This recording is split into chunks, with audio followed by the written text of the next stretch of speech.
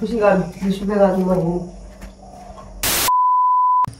Hello guys, welcome back to our channel. यो त सानी भरे माथि चढ्दै चाहिँ हैन आजको भिडियो गर्न be so much exciting so much खतरा हैन किन भन्दाखेरि चाहिँ आज हामी मम्मीलाई प्र्याङ्क गर्ने मम्मी प्र्याङ्क हुनुहुन्छ कि हुनुहुन्न त्यो चाहिँ हामीलाई थाहा छैन अब नर्मली हाम्रो कुरा पत्याउनु त हुन्न मम्मीले हैन तर हामी चाहिँ बाहिर आएर लुकेर इन्ट्रो सुट गर्दैछौँ हामी चाहिँ एउटा एक ठाउँमा त्यो सोफाको यस्तो कर्नरमा क्यामेरा लुकाउँछौँ त्यहाँ चाहिँ गएर मम्मी डानी के भन्छु भन्दाखेरि म अब बाबु सानो छ नि त अनि अब मेरो चाहिँ विदेशको भिजा लाग्यो अब म चाहिँ विदेश जाने भएँ अब भाइ यताउता गरेर बस्छ नानी भनेर यताउता भन्ने मम्मीलाई प्र्याङ्क गर्ने अब हेरौँ मम्मीले के रियाक्सन दिनुहुन्छ let's see the guys stay tune मैले सोफाको छेउमा क्यामेरा लुकाउँदैछु वाइड भेट्छ होला भन्ने गरेको छु Guys, I'm camera location.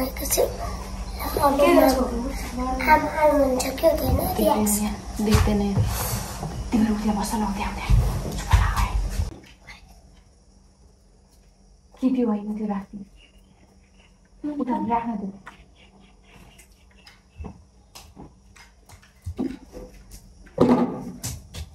आमा कान्छी दिदी आउनु भयो है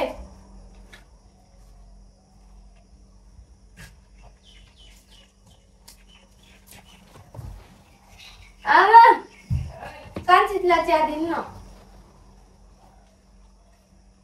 भात पकाएर आइसक्यो त्यतिकै आइस मान्छे बाटै म खाने मैले खाइरहेको छु थोरै खानु अलि भात पाकिसक्यो भात पकाएँ भाइलाई भात खुवाएँ भात सबै थोक सक्यो देखि ए त्यसो गर्दा त काम त दिएनै सक्छिस् त आज चाहिँ कस्तो खालको भिडियो बनाउने अब केही सोचेकै छैन मैले त आज त नबनाऊ हो भ्याउँदैन पनि मैले त भातै पकाएको छु भर्खर 6 गते 7 बज्न त आँटेको छ भर्खर अन्त 1 घन्टामै सोचेर बनाए पनि सकिन्छ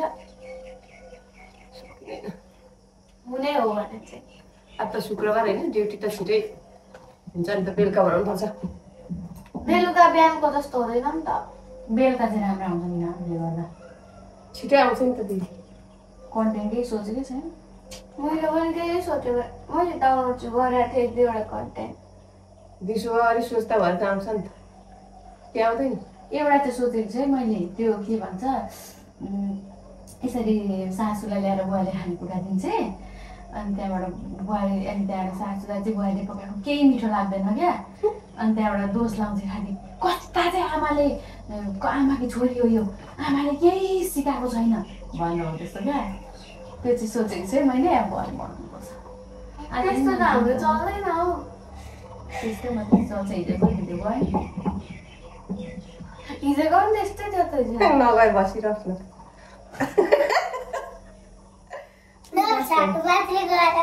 नत्र त लुगा चोरेर आउने होइन अच्छा पोका धेरै त्यो लुगा चोरेर चाहिँ पकाएको होइन अनि कुटे अरे छतको लुगा चाहिँ कसले चाहिँ ओर्न जान्छ त तिमी चाहिँ अर्का घरको होइन त्यो अस्ति त बुहारी भएर त्यो चामल चोरेको कति गएको थियो गएको थियो त्यो पनि त्यसकै पाटो बनाइदियो मेरो पनि भिजा आयो है कहाँ भिजा त्यसरी त्यसरी युके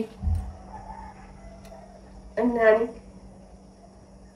नानी अब बस्छ नि माल घर नजिक अब कहाँ त्यसरी भयो त अब नानी छ सानो मुटुले दिन्छ मलाई त मुटुले दुखिरहेको दुःख पो सुन्दाखेरि चसक्क भएर सक्सेस के नसक्नु अब 2 वर्ष खै पनि म त डर पो लाग्छ सम्झिँदा पनि त्यस्तो नानी छोडेर गएर कसरी बस्दैछ त विदेशमा गएर यस्तै भन्नुहुन्छ भने मैले अस्ति पेसादेखि नसुनाएको क्या अनि पैसा सबै कुरा पैसैमा त हुँदैन नि हो कति पैसा मात्रै भन्ने कुरा होइन नि रात दिन खटो रात दिन काम गरौँ के चाहिँ हुन्छ मेरो खै आखिर के र मर्दा लाने पनि होइन लिएर आएको पनि होइन सबै कुरो पैसै पैसा पैसै पैसा त हुँदैन नि। पैसामा सबै बसेको हुन्छ भन्छन् भनेपछि, तर त्यो पनि होइन नि। माया ममता सबै कुरा, आमाको माया पाउनु पर्यो। 2 वर्षको नानी छोडेर जाँदाखेरि आउँदा के हुन्थ्यो, कसरी आइन्थ्यो अर्काको देश। अब सबैको राम्रो भएको ठाउँमा मेरै चाहिँ नराम्रो हुने, मलाई नै चाहिँ हुने भन्ने पनि त हुँदैन। अरूको राम्रो भइरहेको त मेरो पनि त हुन्छ। यता यता गाई यता पछाडि जाऊ, जानु पर्यो पछि। यता गाईका थलामा हुन्छ।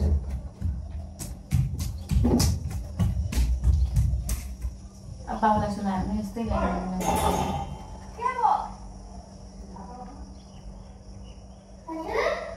त्यही त अब सुनाउँदा त बाबाले त गर्नुहुन्छ।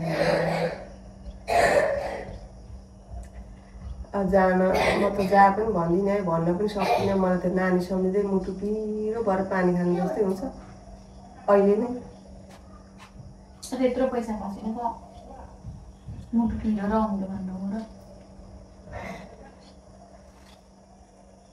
अहिले सुयो सबै 2 वर्ष बस्छ नि हुन्छ।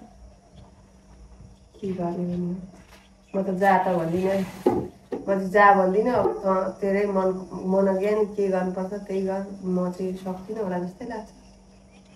भोलि पर्सि फेरि विदेश गयो अनि मेरो नानी नै भनेर उतिकै आउनु पर्यो, पैसा पैसा फस्छ।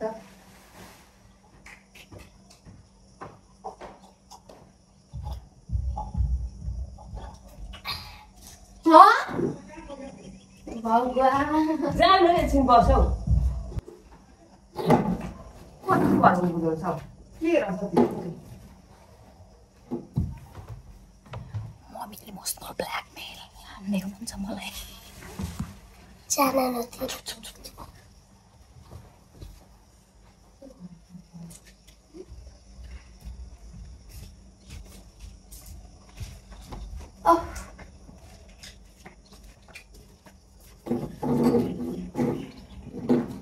अब बाबा आएपछि बाबालाई पनि कुरा गरिहेर्न बाबाले के भन्नुहुन्छ, बाबाले के भन्नुहुन्छ, ज्वाइँले के भन्नुहुन्छ, सम्झिनुले के भन्नुहुन्छ। सल्लाह त सबैसँग गर्नु पर्यो नि त। सबैकोले सल्लाह अनुसार पठाउनु हो भने ल न त जा भन्नुभयो भने ठिकै छ, होइन भने चुपचाप लाग्ने, आफ्नो जे छ ड्युटी त्यही गर्नु।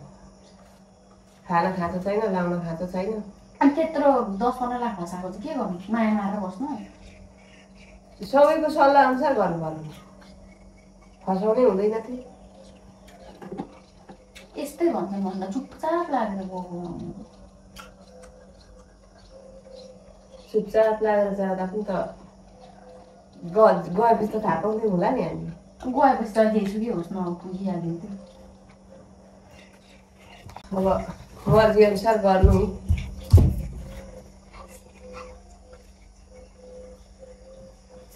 अब मैला मुखबाट चाहिँ जा चाहिँ भन्दिनँ, मलाई चाहिँ जा जस्तो लाग्दैन।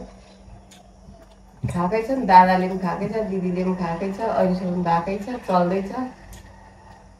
खाना खाएको छैन, लाउन खाएको छैन।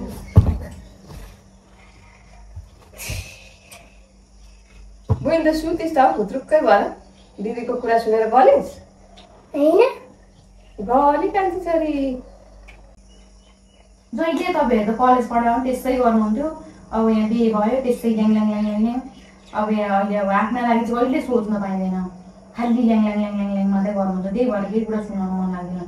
यहाँ घर छिमेकमा को चाहिँ छ नगएको, सबै घर यहाँ माथि फजल अङ्कलहरू 2जना सबै परिवार एउटै छन्।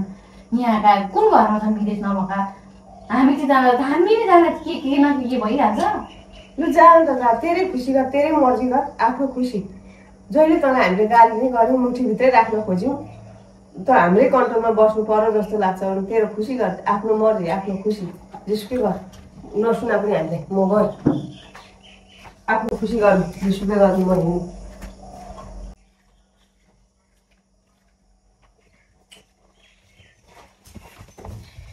मम्मी एक्सट्रिम फायरहरू जानुभयो। अब बाबा आउनु भने बाबाको सुनाउनु पऱ्यो होइन।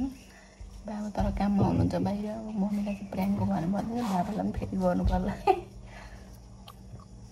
ओ माते माते माते माते माते माते खै यहाँ बस्नु त्यहाँ बस भन्नु ती बस्छु त तिमी यहाँ बस्छ प्र्याङ गरे मलाई फसाएको बाबुले त यत्रो कस्तो के एउटा हो अनि के यसी प्यारी मम्मी मेरो भयो भोलि सबै मम्मीलाई छोडेर कहाँ जानु जानु म त पानी खोलिदिने रिस उठ्दै थियो कि न होइन र सर पो फसेछु म फस्न यत्रो बेरसम्म फसाइछु होइन कस्ता बेहुरा भएका रहेछ। Thank you for watching.